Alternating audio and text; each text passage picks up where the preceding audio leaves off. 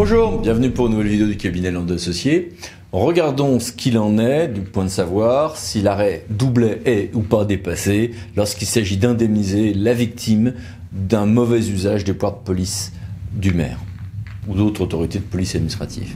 Bon, le maire peut être inactif ou trop actif, ou toute autorité de police pareil, quand il s'agit d'utiliser ses pouvoirs de police en matière de bon ordre, sécurité, salubrité publique. Bien. Et là, quelles sont les conséquences juridiques ? Première conséquence à laquelle on pense, évidemment, le pénal. Il y a beaucoup de choses à en dire. Voici quelques sources. Mais c'est pas l'objet de cette vidéo. Deuxième élément, on peut se dire, oui, mais c'est illégal. Par exemple, de ne pas agir. Et il y a aussi beaucoup de choses à dire. On a même fait des articles, des vidéos là-dessus. Eh oui. Mais c'est pas l'objet de cette vidéo. Mais quand même, voici quelques éléments. Et puis, il y a la troisième conséquence. L'indemnisation d'une victime. Et là, c'est la commune qui paye. Sauf cas exceptionnel. Faute personnelle détachable. À laquelle on pense moins souvent, mais qu'on va évoquer ensemble. Et là, quand on ouvre le recueil Le Bon, des arrêts du Conseil d'État, que voit-on? Arrêt Doublet, 1959, sur l'indemnisation, mais également en réalité sur la légalité de l'acte à l'époque, il y aura indemnisation, sous condition que soit démontrée la gravité du péril. Diable. Enfin, attention, encore faut-il que le maire soit compétent. Voir par exemple ces deux décisions du TA de Lyon, qui concernaient des rodeurs urbains dans des communes où la police est étatisée. Bon, revenons à notre maire. Il y a quelques jurisprudences, mais pas tant que ça finalement, sur l'indemnisation des victimes de l'action excessive ou de l'inaction, c'est plus souvent ça, du maire ou de ses pouvoirs de police ou d'autres autorités de police. On a une application intéressante en droit, mais humainement assez terrible, par une décision qui s'affiche à l'écran de 2019 sur les baignades, ou une décision plus récente et plus légère sur la responsabilité de la commune quand le maire refuse de retirer un dispositif contraire au droit en matière de publicité. C'est de Bordeaux 2023.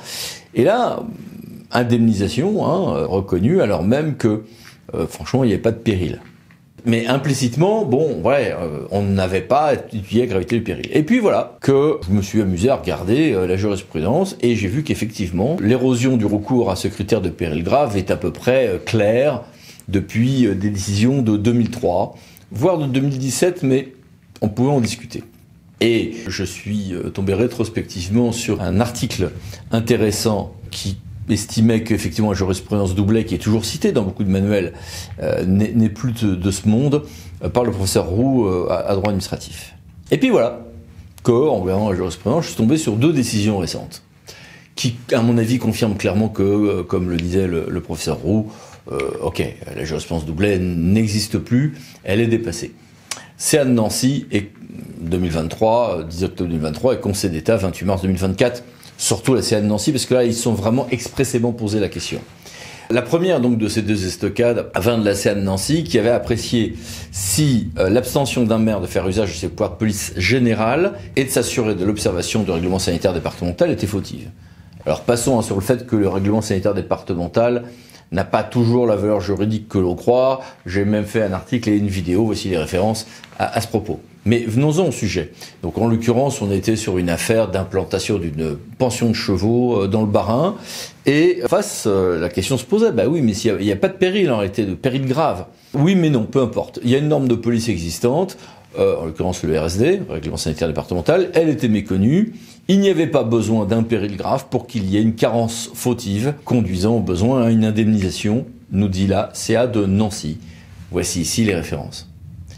L'estocade finale est venue par le Palais Royal, par un arrêt qui là aussi n'a pas conduit à s'interroger, même pas à s'interroger sur le point de savoir s'il y avait un péril grave. En l'occurrence, il y en avait un, contrairement à la pension pour les chevaux du Bas-Rhin tout à l'heure. Mais ça n'a pas été pris en compte par le Conseil d'État dans les points à regarder. Il n'a même pas examiné. C'est une affaire de fête de vendange de la commune avec un risque de brûlure s'il y avait des braises de feu de bois sur une plage. Voici ici les éléments, mais voici surtout les références de cet arrêt du Conseil d'État.